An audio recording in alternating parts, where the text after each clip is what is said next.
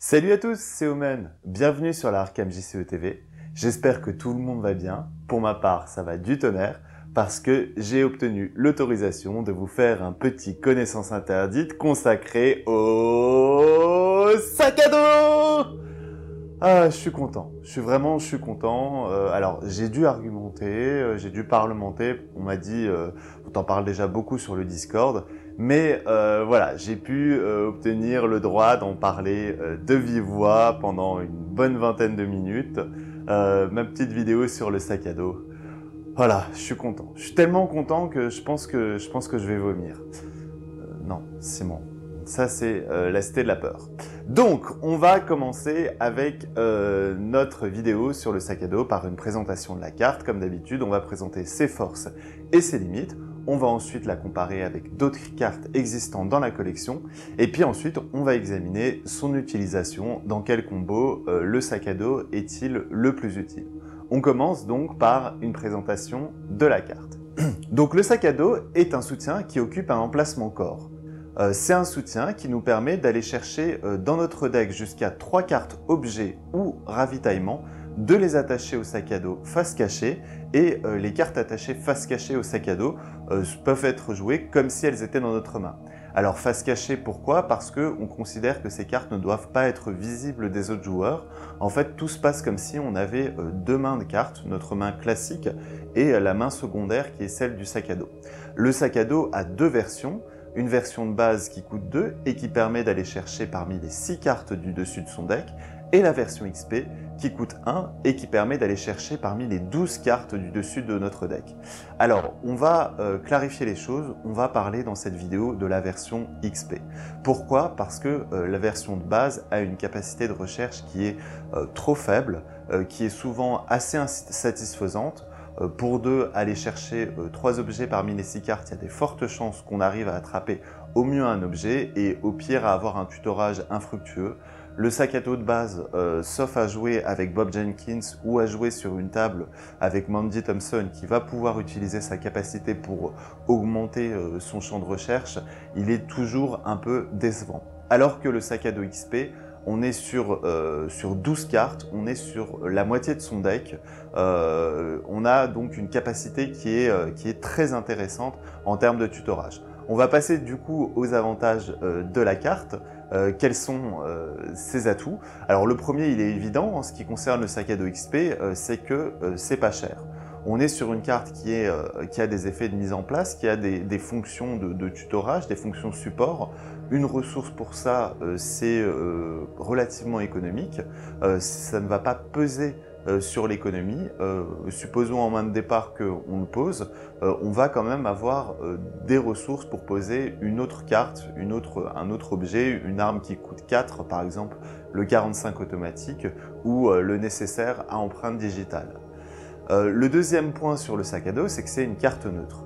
Une carte neutre, c'est-à-dire qu'elle s'intègre dans toutes les classes. Et toutes les classes vont, à leur niveau, plus ou moins, avoir intérêt à intégrer le sac à dos. Le troisième point sur le sac à dos, c'est que le tutorage est très large. On cherche parmi les 12 cartes de son deck. Quand on a pioché sa main de départ, on se retrouve souvent avec un deck qui contient autour de 28 cartes.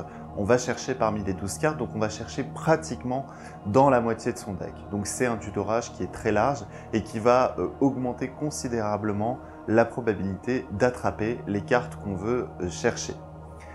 Le quatrième point, c'est que le sac à dos permet de chercher plusieurs cartes. Et c'est l'une des rares cartes qui permet de tutorer en une seule action plusieurs cartes, c'est-à-dire de sortir plusieurs cartes de son deck pour les mettre en l'occurrence là dans une main secondaire et non dans sa main, mais pour voilà, les mettre à disposition pour pouvoir les jouer par la suite. Alors le cinquième point sur le sac à dos, parce qu'il a beaucoup d'avantages ce sac à dos, c'est qu'il crée une main secondaire. C'est-à-dire qu'on va avoir des cartes qui ne vont pas être dans notre main et donc qui ne vont pas être sensibles aux effets qui font défausser des cartes aléatoires dans la main. C'est un petit détail, mais malgré tout, ça permet de protéger, entre guillemets, les cartes qu'on aura tutorées par le sac à dos. Alors, à contrario, si on est sujet à un froid de la crypte, à l'inverse, on risque de défausser notre sac à dos et de perdre nos cartes, mais malgré tout, c'est un risque qui est quand même très relatif par rapport à l'avantage de ne pas avoir ces cartes en main, de ne pas avoir ces cartes qui comptent dans la limite de taille de main, et donc de pouvoir en fait gérer sa main de manière plus optimale du fait qu'on n'ait pas ces cartes en main, mais qu'on peut les jouer comme si elles étaient dans notre main. Le sixième point, et c'est un point qui n'est pas négligeable, c'est le nombre de cibles considérables que le sac à dos a dans la collection. Il y a plus de 300 cartes qui ont soit les traits objets, soit les traits ravitaillement dans la collection. Donc le sac à dos va pouvoir tutorer un nombre très très large de cartes. Il y a toutes les cartes qui ont le trait objet. Les cartes qui ont le trait objet sont souvent des cartes qui concernent, on va dire, ce qu'on appelle les modules de rôle, c'est-à-dire ce qui sert soit à combattre, soit à enquêter, et donc en dehors de la classe mystique, où là on est plus sur des sorts qui occupent des emplacements arcanes, le sac à dos va pouvoir cibler nos modules de rôle, les cartes autour desquelles on va construire son deck pour faire son rôle, soit combattre, soit enquêter, soit faire un peu des deux. Alors un autre point d'ailleurs par rapport aux cibles du sac à dos, c'est que le sac à dos est le seul tuteur qui peut s'auto-cibler. Supposons qu'on cherche une carte, le lance-flamme par exemple, ou l'arc décoré. On a le sac à dos en mode départ, on joue le sac à dos. Dans les 12 cartes, il n'y a pas d'arc décoré, mais il y a un sac à dos. On va pouvoir prendre le sac à dos et mettre son sac à dos dans son sac à dos, rejouer un sac à dos pour pouvoir avoir une deuxième chance de tutorer son arc décoré. Ça, c'est un avantage qui est assez important et puis qui peut avoir des applications, on va le voir un peu plus tard dans la vidéo, notamment dans l'archétype recherche. Mais voilà, c'est un tuteur qui s'auto-cible et qui nous permet d'avoir une deuxième chance dans l'idée d'attraper la carte indispensable pour être en place. Et enfin, le dernier point sur le sac à dos, c'est qu'il occupe un emplacement corps, certes, mais on va dire qu'il n'est pas vraiment en concurrence avec les autres cartes qui occupent un emplacement corps. Pourquoi? Parce que les autres cartes qui occupent des emplacements corps, en général ce sont des armures, le manteau de cuir, la veste en cuir, le gilet pare-balles, ce sont des cartes qui ont un trait objet, et donc qui peuvent être tout à fait tutorées par le sac à dos. Et on peut parfaitement envisager de poser la carte qui a été tutorée comme étant la dernière carte qui était présente dans le sac à dos. Autrement dit, si on veut tutorer, jouer avec sa veste en cuir, on va la tutorer par le sac à dos, on va la mettre dans le fond de son sac à dos, ça va être la dernière carte qu'on va jouer, et puis quand on la jouera, de toute façon le sac à dos qui n'a plus de cartes est défaussé automatiquement, donc il n'y aura pas de perte. Donc il n'y a pas vraiment de concurrence réelle au niveau de l'emplacement, on ne va pas sacrifier un emplacement corps en jouant le sac à dos, ça va être un emplacement qui sera utilisé en complément des autres cartes qu'on pourra dédier à cet emplacement. On va passer aux limites du sac à dos parce que c'est une carte qui n'est pas parfaite, qui comme toutes les cartes ont des limites, et la première, moi que j'ai identifiée, c'est le fluff. C'est une carte qui a un fluff, qui a un background qui est totalement en décalage avec le jeu. On est sur un jeu qui est très immersif, avec un univers profond, avec un univers sombre, et on a une carte qui est sortie tout droit de Dora l'exploratrice. Et d'ailleurs, c'est un point, alors c'est complètement secondaire, c'est complètement négligeable, mais malgré tout, l'expérience que va nous donner les cartes va contribuer un peu à l'immersion qu'on va avoir dans le jeu, et puis donc au plaisir qu'on va avoir à jouer. Et avoir cette carte qui est un peu en décalage avec ses effets, se dire que quand les copains ont acheté je sais pas moi, un lance-flamme, des glyphes archaïques, et nous on a acheté un sac à dos, on fait pas le fier. Voilà, moi mon avis c'est que le fluff du sac à dos est un petit peu raté, et qu'ils auraient pu nous faire quelque chose d'un peu plus immersif, par exemple la besace des Eztli, ou quelque chose un peu plus en rapport avec la civilisation oubliée, le pack dans lequel il a été fourni. Alors le deuxième défaut du sac à dos, ça va être sa version 0 XP, qui est, je l'ai dit en début de vidéo, assez insatisfaisante, qui est très décevante, et donc en fait on va pas trop avoir intérêt à l'intégrer dans son deck, cette version 0 XP, et donc soit on va l'intégrer et puis on va avoir un peu quelque chose qui va pas être très optimal, soit on va devoir trouver des alternatives pour le 0 XP par rapport au fait qu'on n'aura pas de sac à dos et qu'il faudra créer un peu plus de redondance dans son deck. Un autre point négatif sur le sac à dos, il faut quand même le dire, c'est un tutorage spécifique. C'est-à-dire qu'il ne tutore pas toutes les cartes, il va tutorer certaines cartes qui ont certains traits. Alors certes, ce sont des cartes, voilà, les objets, ce sont des cartes qui sont très majoritaires dans la collection, et donc le côté spécifique du tutorage est à relativiser. Mais malgré tout, c'est un des avantages, c'est ce qui fait que le sac à dos est moins intéressant par exemple chez les mystiques par rapport à des solutions un peu plus universelles. Et le dernier point sur le sac à dos, vous allez dire que j'exagère, il pourrait avoir quelques points de vie, il pourrait tanker quelques dégâts. On pourrait d'ailleurs envisager une version du sac à dos 4 XP avec des dégâts, et pourquoi pas un effet où on peut choisir soit d'assigner un dégât, soit de défausser un objet qui est dans le sac à dos. Voilà, je me dis, bon, si on devait envisager une version 4 ou 5 XP du sac à dos, on pourrait lui rajouter 1 ou 2 dégâts et puis un effet armure. Pourquoi pas, quand on se prend un coup, on peut utiliser son sac à dos pour se protéger. Voilà, donc cette absence de points de vie, malgré tout, il ne va pas jouer le rôle comment dire, qui est rempli par les soutiens qui occupent des emplacements de corps, mais malgré tout, on l'a dit précédemment, il ne rentre pas non plus en concurrence avec ses soutiens. Voilà pour la présentation de la carte, on va maintenant la comparer avec d'autres cartes existantes dans la collection. Pour la comparaison, on va éviter de faire la revue de tous les tuteurs du jeu parce que la vidéo risque de durer 1h30 et malgré tout, j'ai promis de faire relativement court pour cette vidéo. Donc on va se limiter aux cartes qui vont jouer un peu dans la même cour que le sac à dos, c'est-à-dire des cartes qui vont être des tuteurs spécifiques et qui vont cibler à peu près les mêmes cartes que le sac à dos, c'est-à-dire en général des cartes qui ont le trait objet.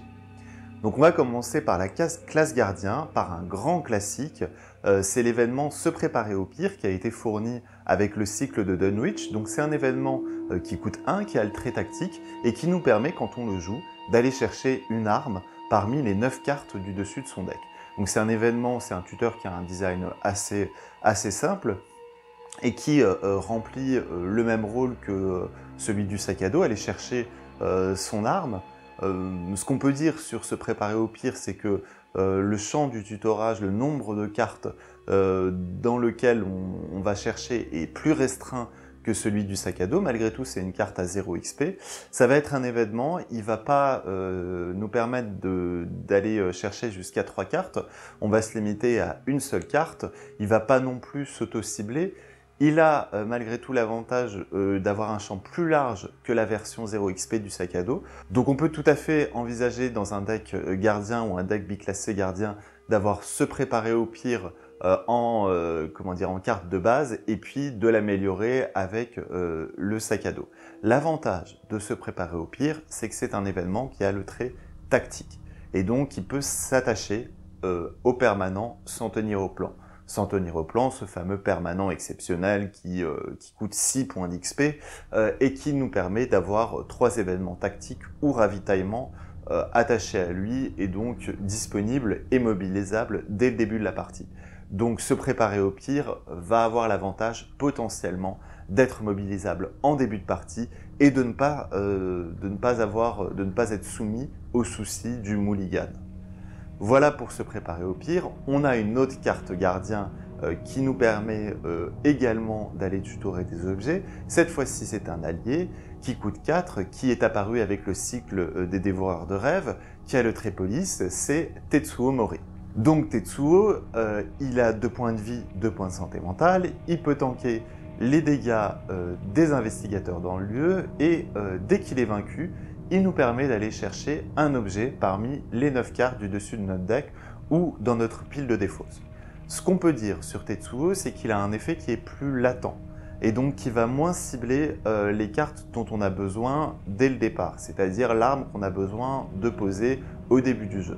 Mais il va avoir sa place, il va évidemment avoir sa niche dans les decks qui reposent sur le tank, et puis il va être très utile par exemple pour tutorer le deuxième exemplaire de l'arme chargée qu'on aura déchargée, et donc de pouvoir reposer une arme. Ou alors, il va être très utile pour aller chercher dans la défausse. Donc Tetsuo a, voilà, par rapport au sac à dos, des avantages et des inconvénients. Les avantages, c'est celui de tanker. Les inconvénients, c'est d'être un peu plus latent. Et puis, comme avantage, on peut aussi dire qu'il va permettre aux gardiens d'avoir un petit effet de recyclage qui peut être appréciable. Voilà pour la classe gardien. On va maintenant passer à la classe chercheur et on va continuer sur les alliés avec le docteur Eli Horowitz. Donc Eli Horowitz, c'est aussi un allié qui a le trait assistant, qui est apparu avec le cycle La civilisation oubliée et qui coûte 3. Et qu'est-ce qu'elle fait, Eli? Quand on la pose, on peut aller chercher une relique parmi les 9 cartes du dessus de notre deck, l'attacher à Eli Horowitz. La relique concernée est considérée comme étant en jeu sous notre contrôle et n'occupe pas d'emplacement.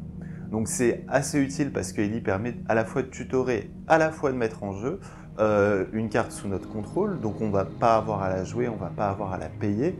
L'inconvénient d'Eli, c'est qu'on a du mal à contrôler du coup quelle carte va être tutorée si on a beaucoup de reliques dans notre deck, et donc quel emplacement ne va pas être occupé par la carte que Eli va avoir attachée sous elle.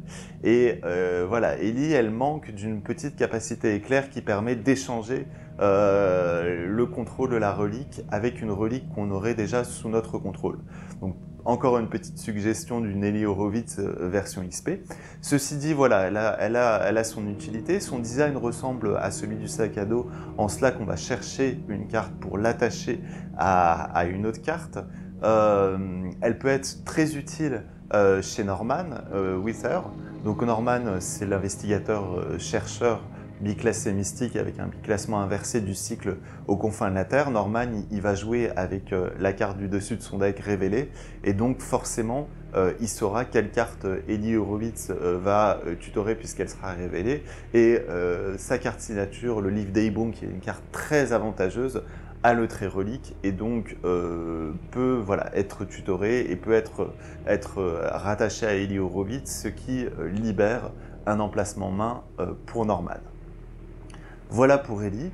L'allié suivant, donc c'est un allié qui est apparu avec la boîte de base, c'est le documentaliste. Le documentaliste, c'est un allié qui coûte 2, qui est apparu avec la boîte de base, qui a le trait miskatonique, et qui, une fois qu'il est mis en jeu, nous permet d'aller chercher un livre dans notre deck et de l'ajouter à notre main. Le documentaliste, c'est un tuteur complet. Il permet de chercher une carte parmi toutes les cartes de notre deck, donc il est très puissant pour ça. Il fait que ça, voilà, et c'est déjà très bien. Pour 2, aller chercher une carte qu'on veut dans son deck, c'est extrêmement puissant. Il va accessoirement aussi tanker un dégât et une horreur. Il sera intéressant à jouer avec la bourse archéologique de Miskatonic, qui va nous permettre d'avoir plusieurs alliés miskatoniques en jeu. Voilà, donc le documentaliste, on va dire, il va jouer dans la même cour que le sac à dos, en cela qui va nous permettre de tutorer de manière absolue une carte, là où le sac à dos, lui, va se limiter aux 12 cartes du dessus de notre deck. Évidemment, entre les deux, le choix se pose. C'est une question de deck building, et c'est aussi une question d'appréciation que vous aurez sur comment est-ce que vous voulez jouer votre partie, quelle dose de risque vous voulez prendre, ou quel choix vous ferez. La dernière alliée, elle fait la synthèse entre le documentaliste et Eli Horowitz. C'est une alliée qui est sortie avec le pack Harvey Walters. C'est une alliée qui a suscité beaucoup d'enthousiasme à sa sortie, c'est Wheaton Green. Donc Wheaton Green, elle a 2 versions, une version de base, une version XP. Suivant la version, elle bonifie l'intelligence et la volonté dès lors qu'on contrôle un livre ou une relique. Et Wheaton, qu'est-ce qu'elle fait? Dès qu'on découvre un nouveau lieu, on peut l'incliner et aller chercher dans un livre ou une relique parmi les 6 ou 9 cartes du dessus de notre deck. C'est une alliée qui est très puissante. On lui prédisait un peu de remplacer Milan dans le côté auto-include, dans l'emplacement d'allié, dans l'emplacement d'allié de choix. Finalement, on revient un peu de Wheaton Green. C'est une alliée qui est très intéressante, qui est bien entendu, qui a sa place dans beaucoup de decks, mais qui n'est pas si universelle que ça. Pourquoi? Parce que sa capacité de recherche est un peu circonstancielle et sa capacité de recherche va un peu normer le jeu. Si on n'a pas les cartes qu'il faut en main de départ, on va avoir tendance à vouloir beaucoup se déplacer de manière artificielle pour comment dire, activer Wheaton et trouver le livre ou la relique qu'on veut, et ça au détriment un petit peu de la stratégie collective de table. C'est un peu voilà, le désavantage de Wheaton. Je le dis pour un peu tempérer l'enthousiasme qu'il y a autour de Wheaton. Évidemment, ça reste une alliée très très puissante. Voilà, c'est une alliée moi que j'intègre dans beaucoup de decks, mais qui n'est pas forcément auto-include, qui n'est pas forcément l'allié qu'on va mettre dans tous les decks chercheurs. Voilà pour la comparaison. On va s'arrêter ici. Je vous ai promis une vidéo qui durerait une vingtaine de minutes, j'en ai fait une qui dure en réalité le double, donc on va examiner l'utilisation du sac à dos dans une prochaine vidéo. Si cette vidéo vous a plu, je vous invite à liker, je vous invite à commenter, je vous invite aussi à vous abonner à la chaîne. Vous pouvez également réagir sur le Discord des JCE TV, et moi je vous dis à très vite pour la suite.